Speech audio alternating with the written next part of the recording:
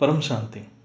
आज श्रीमद् भगवद गीता के कुछ 7वां अध्याय के कुछ इम्पोर्टेंट श्लोक की ही चर्चा करेंगे, बहुत संक्षिप्त में करेंगे, जिससे बापूजी के ज्ञान जो है उसको, बापूजी जो बोलते हैं उसमें ये सारी चीज़ है तो हम उसको रियलाइज कर सकते हैं। तृतीय श्लोक है, मनुष्याणां सहस्रेषु कश्चित् यतति सिद्धये यत मामपि सिद्धानां कश्चित् मां वेति तत्वतः। यानी मनुष्य जन्म में, इवन मनुष्यों में भी, हजारों मनुष्यों में इसमें लिखा है, कोई एक सिद्धि के लिए यत्न करता है और उन यत्न करने वाले सिद्धों में कोई एक ही मुझे यथार्थ रूप से जान पाते हैं। मतलब जो मनुष्य योनि में भी जो जितने भी हैं उसमें से हजारों में, वो तो भगवद गीता में हजारों में है, लेकिन कोटों में कोई, बापूजी जो बोलते हैं कोटों में कोई, वो उनके पास आता है। और उनके पास भी जितने आते हैं उनको जानने, जो उनको यथार्थ रूप में जानने का, उनका समग्र रूप को जानने का कोई बिरला ही कोई जान पाते हैं। बापू जो बोलते हैं 5-6 कोई जान पाएगा और कोई नहीं जान पाएगा। तो ये जो श्लोक का अर्थ यही है।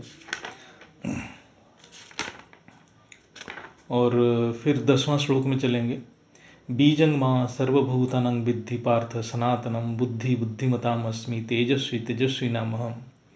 इसमें इसका शब्दार्थ है, पृथानंदन संपूर्ण प्राणियों का अनादि बीज मुझे जान, बुद्धिमानों में बुद्धि और तेजस्वी में मैं तेज में हूँ। मतलब इस श्लोक का अर्थ ये है कि पूरा सृष्टि में जो कुछ भी देख रहे हैं उसका जो बीज रूप में ही हूँ। जो हम बीज रूप का ध्यान करते हैं, हम बीज रूप स्थिति में जाते हैं, यहाँ पर वो चीज़, वो बात बताया गया है। मतलब श्रीमद् भगवद गीता में बीज रूप क्या है उसको समझाया गया है। तो यह अनादि बीज जो पूरा सृष्टि प्रकट हुआ है वो बीज रूप वही है, परम पिता बेहद की बाप ही हैं, उनसे सब कुछ आया हुआ है। तेजस्वी मतलब जो भी तेज देख रहे हैं, जिसमें भी जो भी तेज हम देख रहे हैं उसका जो मूल स्वरूप परम प्रकाश है, वो परम प्रकाश वो बीज से ही निकली हुई है। तो ये उस बात को प्रतिपादित करता है कि जो बीज रूप स्थिति क्या है और जो बीज क्या है, मूल बीज हैं जो वो परम पिता बेहद की बाप ही हैं। फिर 14वां श्लोक में ऐसा है, न मां दुष्कृतिन मूढ़ा प्रपद्यन्ते नराधमः मयया अपहृत ज्ञानं असुरं भावमाश्रिताः। इसका मतलब ये जो आज की दुनिया में जो बदमाशी जो कर रहे हैं उनका क्या है, वो क्यों कर रहे हैं? जो माया द्वारा जिनका ज्ञान हर गया है वो असुर भाव का आश्रय लेने वाले, यानी काम विकार में फंसे हुए हैं। और मनुष्य में महान नीच तथा पाप करने वाले मूढ़ मनुष्य मेरे शरण में कभी नहीं आते। यानी जो लोग परमात्मा के आश्रय नहीं लेते हैं, चाहे कोई भी मार्ग का हो, जो वो मूढ़ हैं, वो परमपिता के पास आ ही नहीं सकते हैं। और वही लोग करप्शन करते हैं, टेररिस्ट बनते हैं, और जितना नीच कर्म है धरती के ऊपर जो आज जो हम देख रहे हैं, जो नीच कर्म विकर्म करने वाले, वही सब है। और उनकी गति क्या होगा उनको सभी को पता है, जो जजमेंट डे में उनका गति क्या होगा, क्योंकि वो कभी भी बाप के पास आ ही नहीं पाएंगे जो नीच कर्म करने वाले हैं।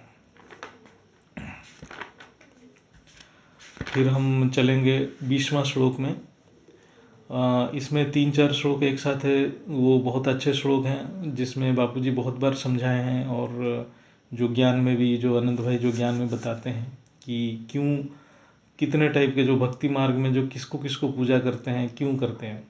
काम हु तौ ह्रूत ज्ञान प्रपद्यन्ते अन्य देवता तंग तंग नियमम आस्थाय प्रकृत्या नियतः स्वया।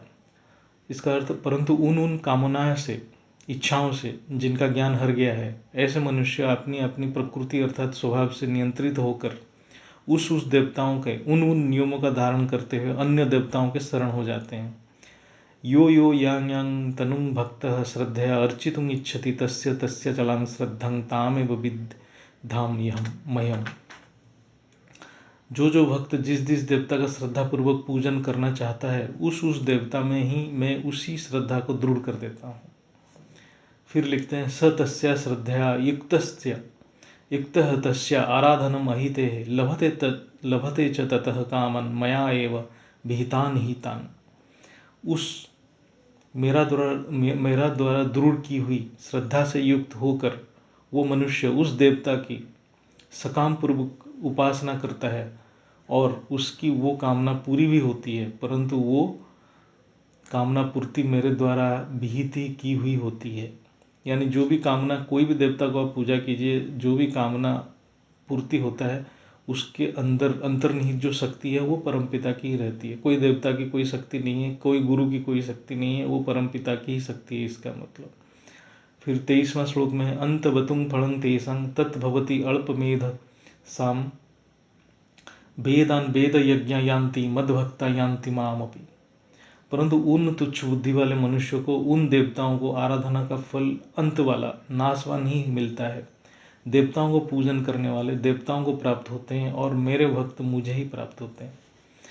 ये बार बार बताया गया है कि जो आप सोचोगे वही आपको मिलेगा, जिसको आप ध्याओगे वही आपको मिलेगा।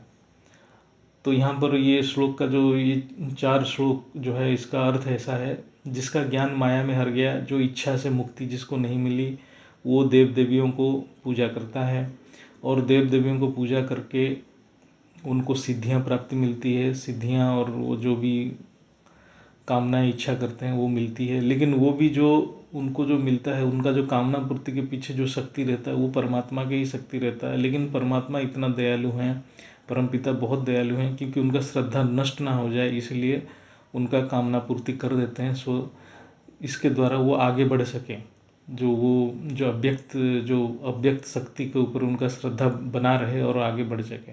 लेकिन जो लोग वो माया में ग्रसित रहते हैं और जो लोगों को उससे आगे बढ़ नहीं पाते हैं, वो उसी देव देवियों को पीछे सकाम पूर्वक लगे रहते हैं, मतलब इच्छा पूर्वक लगे रहते हैं और रोज कुछ ना कुछ मांगते रहते हैं।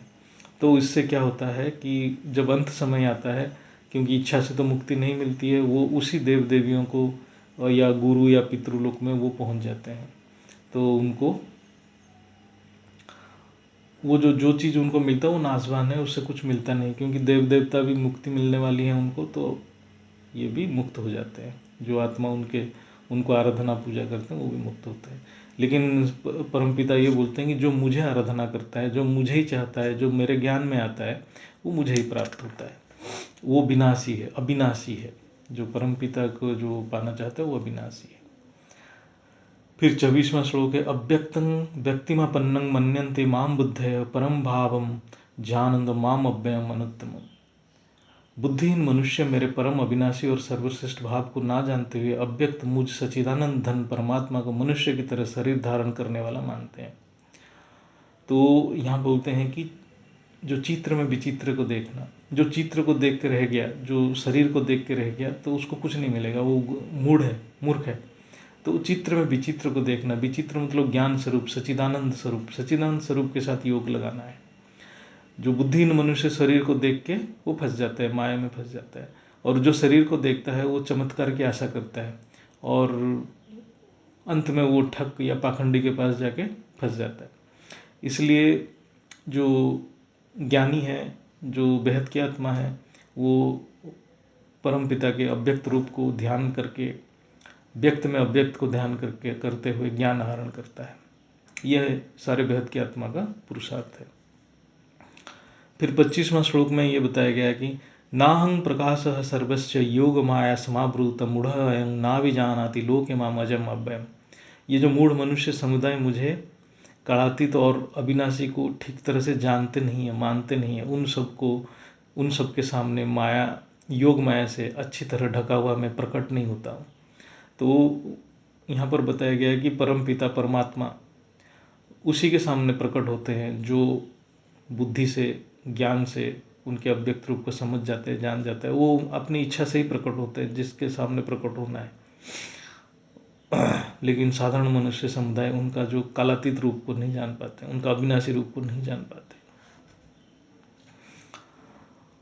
फिर एक श्लोक है वेदाहं, 26वां श्लोक, वेदाहं समतीतानि वर्तमानानि च अर्जुन भविष्याणि च भूतानि मां तु वेद न कश्चन।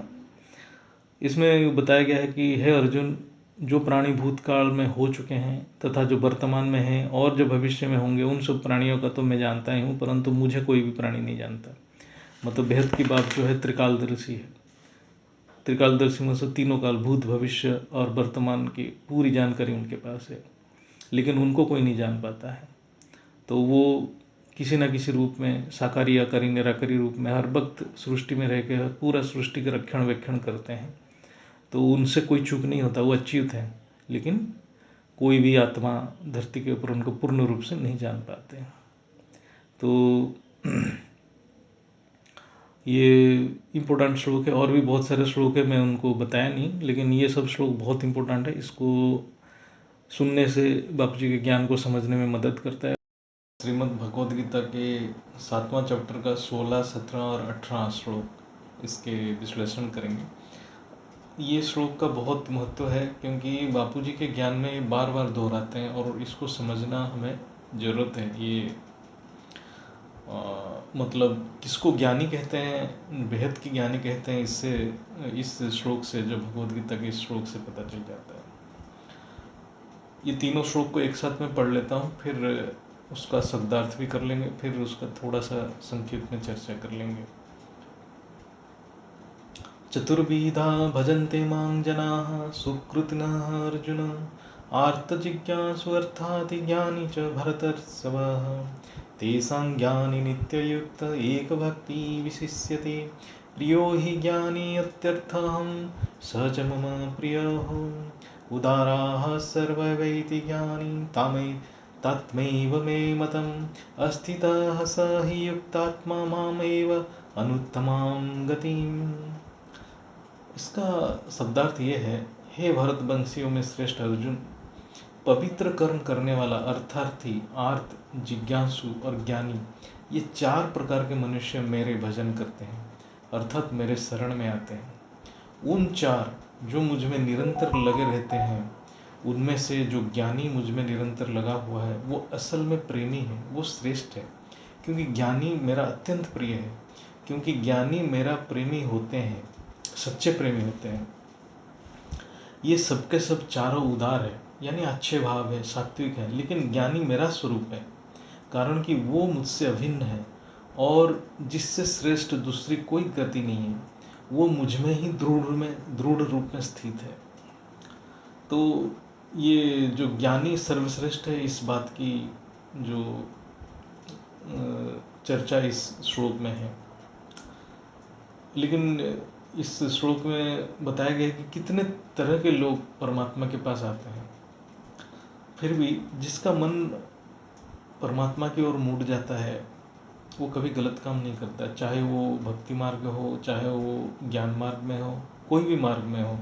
जो भगवान के प्रति और भगवत परमात्मा की ओर उसका मन चला जाता है, वो कभी गलत काम नहीं करता। इसलिए उसको, सभी को जो परमात्मा की ओर जाते हैं, सभी को सात्विक कहा गया है। और सच में बताया जाए तो पुण्यात्मा उसी को बोला जाता है जिसका रुचि परमात्मा में हो गई है। वो परम भाग्यशाली है, श्रेष्ठ है, और वही पुण्यात्मा है। तो अर्थार्थी भक्त मतलब क्या है? जिसको धन संपत्ति वैभव की इच्छा है, तो वो ये सब परमात्मा से मांगता रहता है। तो इस कैटेगरी के मतलब ऐसे भक्त नहीं है, वो भक्त ऐसा है कि वो जानता है कि ये सिर्फ परमात्मा दे सकते हैं और कोई नहीं दे सकता, और वो किसी के सामने हाथ नहीं फैलाता। परम भक्त है उस टाइप के भक्त। लेकिन उसको उसके अंदर इच्छा नहीं गया, तो वो इच्छा पूर्ति के लिए अपने परमात्मा से प्रार्थना कर रहा है। तो उस टाइप के भक्त को बोलते हैं अर्थार्थी भक्त। आर्त भक्त जो प्राण संकट में है, आफत में है, मन में दुख है, तो दुख को दूर करने के लिए परमात्मा को प्रार्थना करता है, वो आर्त भक्त है। जिज्ञासु भक्त कौन है? जिसको ज्ञान का पिपासा है, ब्रह्म ज्ञान का पिपासा है, वो जानना चाहता है, वो जाना नहीं, अभी तक परमात्मा को जान नहीं पाया, जानने की उसके अंदर पिपासा है। तो जैसे अर्थार्थी भक्त में हम ध्रुव को गिनेंगे, जो शिव विष्णु की उपासना किए थे कि परम पद प्राप्ति के लिए, उनको ऐश्वर्य की इच्छा थी। और आर्त भक्त गजेंद्र मुख्य हाथी, जो प्राण संकट में है, तो फिर परमात्मा को बुलाने लगे, विष्णु को। और जिज्ञासु भक्त में हम उद्धव को बोलेंगे, जो ज्ञान, श्री कृष्ण से ज्ञान लेने की उनकी जो पिपासा था। फिर चौथा कैटेगरी के है जो वो ज्ञानी है, जिसने परमात्मा को जान ही लिया, ना उसको अर्थ चाहिए, ना वो प्राण के संकट में विचलित होगा, उसको ज्ञान हो गया, और ना वो परमात्मा से कुछ नहीं मांगता। ना परमात्मा से प्रूफ भी नहीं मांगता कि आप हैं कि नहीं है। जिज्ञासा तो ज्ञान के थ्रू प्रूफ ढूंढता है कि सर्वसत्ताधीश कैसे काम करते हैं। इसको सारे ज्ञान हो गया, साकारी, आकारी, निराकारी, तो ये इच्छा मात्र विद्या हो गया। तो तो यहाँ पर 4 टाइप के जो आत्माएं जो परमात्मा के शरण में आते हैं उसकी बात किया गया है। और यहाँ जो भक्ति मार्ग की बात किया है, ये ऊंची स्थिति की बात किया है जो सिर्फ परमात्मा के ऊपर निछावर हैं और उनके शरण में है। सिर्फ ऐसा नहीं है आजकल के जो जिसको हम भक्त बोलते हैं, टीका लगा के कुछ अपना मंदिर में घंटा बजाने वाले, और ये सब नहीं है। कुछ 2-4 गाना गा के बैठ जाते हैं और अपने भगवान के सामने अपने अर्जी लगाते रहते हैं। ये सब नहीं है। वो भक्त हैं, वो समर्पित भक्त हैं, तो वो ऊंची भक्त हैं। और ज्ञानी क्या है? ज्ञानी तो वो सबसे ऊपर उठ जाता है, क्योंकि उसको पूरा ज्ञान हो गया है, तो वो भावातीत हो जाता है। वो इस दुनिया में रहते हुए लोगों की सेवा करता है, संकल्प से सेवा करता है। जो बेहद की ज्ञानी है ऐसे ही है, परम पिता को ज्ञान से जान लिए हैं और उनका एक ही मकसद हो गया, संकल्प से सृष्टि परिवर्तन। तो वो निस्वार्थी है, इच्छा मात्र विद्या। वो भावातीत, गुणातीत, कर्मातीत की ओर चला गया है। तो जैसा है ये एक्चुअली इस श्लोक में सभी को प्रेज किया गया है। जो भी परमात्मा के शरण में आते हैं सभी ऊंची आत्मा है। जो आज अर्थार्थी है, जो परमात्मा से कुछ मांग रहा है, उसमें इच्छाएं हैं, लेकिन फिर भी वो सात्विक है क्योंकि वो परमात्मा की शरण में है। फिर आर्त जो है, जो दुखी है, वो भी जानता है परमात्मा सर्वशक्तिमान है, तो उन्हीं के पास गुहार लगाता है। वो भी सात्विक है। जो आज अर्थार्थी है वो आर्त बन जाएगा कभी ना कभी, फिर वो जिज्ञासु भी बनेगा कभी ना कभी, और फिर अंत में ज्ञानी बन जाएगा। तो ये सब डिफरेंट स्टेज है। तो इसलिए चारों महान है। जो भी परमात्मा से रुचि हो गया वो महान है। और इस संसार की बात करें, जो सिर्फ जो प्रेम करने की, जो प्रेम की जो महिमा और प्रेम की जो महत्व, जो उसकी संज्ञा, वो सिर्फ परमपिता को ही पता है। बाकी साधारण मनुष्य को उसको पता नहीं है। जो ज्ञानी है वो जान सकता है, वही प्रेम कर सकता है और कोई प्रेम नहीं कर सकता है। इसलिए ज्ञानी श्रेष्ठ, बहुत श्रेष्ठ है, क्योंकि वो वही सिर्फ उनके रूप को धारण कर सकता है और कोई नहीं कर सकता। तो ज्ञानी ही श्रेष्ठ है, वही श्रेष्ठ गति है, अविनाशी गति है। और इसलिए वो ज्ञान में भी है। जो भेद की बच्चे बाप के रूप को धारण कर सकते हैं और कोई भी धारण नहीं कर सकता, और वो श्रेष्ठ गति है।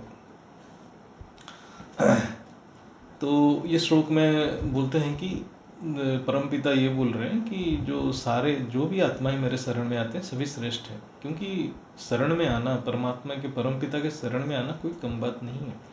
क्योंकि उनको पहचानना और पहचान के उनके स्वरूप को जान के उनके पास आना, बाप के पास आना, वो बहुत बड़ी चीज़ होता है। तो वो सारे श्रेष्ठ हैं, और धीरे धीरे उनको ज्ञान मिल जाएगा और ज्ञानी बन जाएंगे सारे। ऐसा कुछ नहीं है, क्योंकि ज्ञानी बनने के लिए उनकी ही कृपा चाहिए, वही बना देंगे ज्ञानी। तो एक मैं पढ़ा था, एक वृंदावन की कथा है, श्री कृष्ण के समय की बात है। श्री कृष्ण के प्रति गोपियाँ आक्रोश थे, इतने आक्रोश थे वो अपने देवान भूल जाते थे। जब कृष्ण की बंसी बजता था तो वो अपने देवान भूल के कृष्ण के और आक्रुष्ट हो जाते थे। वो लोग नहीं जानते थे कि वो गोपियाँ नहीं जानते थे ये जो है श्री कृष्ण जो है सर्वसत्ताधीश ऑलमाइटी अथॉरिटी के अवतार हैं। उनको कुछ पता नहीं था। वो उनका सुंदरता, उनके जो भाव से, जो उनके जो क्या बोलते हैं मनमोहक उनका जो व्यवहार से, तो आकृष्ट हो गए थे और वो उनको छोड़ नहीं पाते थे। मतलब वो आकर्षण था, क्योंकि वो तो परम शक्ति है। जैसे माँ जी बोलते हैं वो चुंबकीय शक्ति है, जो वो परम तत्व चुंबकीय शक्ति वो खींच लेता है। तो ऐसे ही वो खींचे हुए थे, सारे गोपियाँ खींचे हुए थे। तो एक जगह पे कृष्ण बोले हैं कि वो नहीं जानते हैं कि मैं कौन हूँ, लेकिन वो कोई मेरे रूप से आकृष्ट है, कोई मेरे सुंदरता से आकृष्ट है, कोई मेरे व्यवहार से आकृष्ट है, लेकिन मेरे पास सिर्फ परम तत्व है, परम प्रकाश है, जो मैं उनको देता हूँ तो उनका जो दैहिक आकर्षण, जो भौतिक आकर्षण भी आध्यात्मिक आकर्षण में परिवर्तित हो जाता है। तो जो भी कृष्ण को प्रेम करने लगा वो अपने आप उसका शुद्धिकरण हो गया, क्योंकि उनके तरफ परम तत्व उनके शरीर में बहने लगा और उनका मन साफ होने लगा। तो कोई भी भक्त है, चाहे वो धन के लालसा में आए, चाहे वो मुक्ति के लालसा में आए, चाहे वो ज्ञान के लालसा में आए, लेकिन मिलना तो है परम प्रकाश, क्योंकि बेहद के बाप के पास सिर्फ परम प्रकाश है। तो हम लोग बेहद के बापूजी जो हमारे दादाजी हैं, उनको अंतर्मन से याद करके हमें जब भी याद करेंगे हमें परम प्रकाश ही मिलेगा, क्योंकि वो परम प्रकाश ही है उनके पास, और वो हमें बेहद की दुनिया में ले ही जाएगा। जो श्रीमद् भगवद गीता के 7th चैप्टर के 19वां श्लोक हम विश्लेषण करेंगे। बहुनां जन्मनां अन्ते ज्ञानवान् मां प्रपद्यते वासुदेवं सर्वमिति स महात्मा सुदुर्लभः। ये बहुत साधारण सा श्लोक है, इसमें एक दो शब्द बहुत अच्छे हैं, इसीलिए मैं इसको बहुत संक्षिप्त में विश्लेषण करेंगे। बहुत जन्म के अंतिम जन्म में अर्थात मनुष्य जन्म में सब कुछ परमात्मा ही है, इस प्रकार का जो ज्ञानवान मेरे शरण में होता है वो महान अत्यंत दुर्लभ है। जो भेद की आत्मा कौन है उसकी यहाँ संज्ञा दिया गया। तो बहुत जन्म के बाद अंत में जो मनुष्य जन्म में, अंत जन्म मनुष्य जन्म बताया गया, क्योंकि ज्ञान मनुष्य जन्म में मिलता है।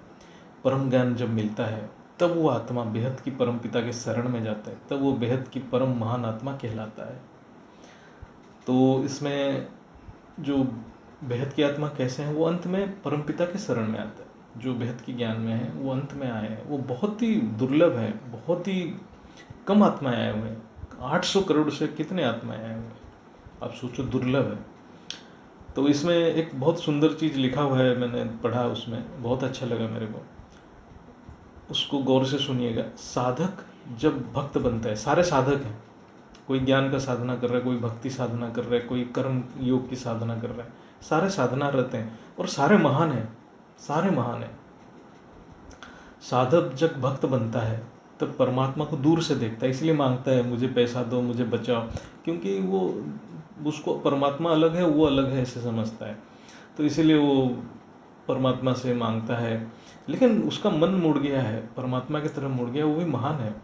जब कर्मयोगी बनता है तब परमात्मा को अपने साथ दिखता है, तो सोचता है कि कर्मयोगी परमात्मा को अपने साथ दिखता है, वो डरता नहीं, अपना ड्यूटी करने से डरता नहीं, वो निष्काम काम करता है, क्योंकि उसको परमात्मा के साथ महसूस करता है, वो अपना ड्यूटी करता है। अर्जुन जैसे परमात्मा के साथ था, वो कर्मयोगी था। लेकिन ज्ञान योग उससे ऊपर है, भक्ति योग और कर्मयोग से ऊपर है, क्योंकि ज्ञान योगी क्या होता है, परमात्मा को अपने अंदर देखता है, वो खुद परमात्मा बन जाता है। तो एक जो भक्त परमात्मा को दूर देखता है और कर्मयोगी अपने साथ देखता है, ज्ञान योगी अपने अंदर देखता है। तो जब ज्ञान पूर्ण हो जाता है तो उसके अंदर परम प्रेम जागृत हो जाता है, तो वो महसूस कर जाता है कि मैं ही वही सत्ताधीश का अंश हूँ, मैं वही हूँ, और वो विश्व कल्याण के लिए संकल्प करता है। तो इससे बेहद की आत्मा भी जान सकते हैं कि उनकी जो स्टेज क्या है और उनके पुरुषार्थ क्या पुरुषार्थ करना है। तो जो शरणागति होता है, जिसको शरणागति असली में बोलते हैं, इसमें जो वर्ड है प्रपत्ति, प्रपत्ति का संस्कृत में मतलब है शरणागति।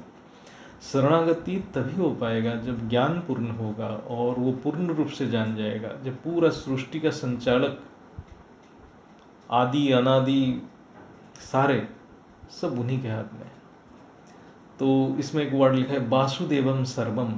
वासुदेव मतलब ये तो मतलब हद की बातें हैं, बट ऑलमाइटी अथॉरिटी सब कुछ है, सृष्टि में उन्हीं की ऊर्जा है, यानी एक का ही सत्ता है, वो बेहद की परमपिता है।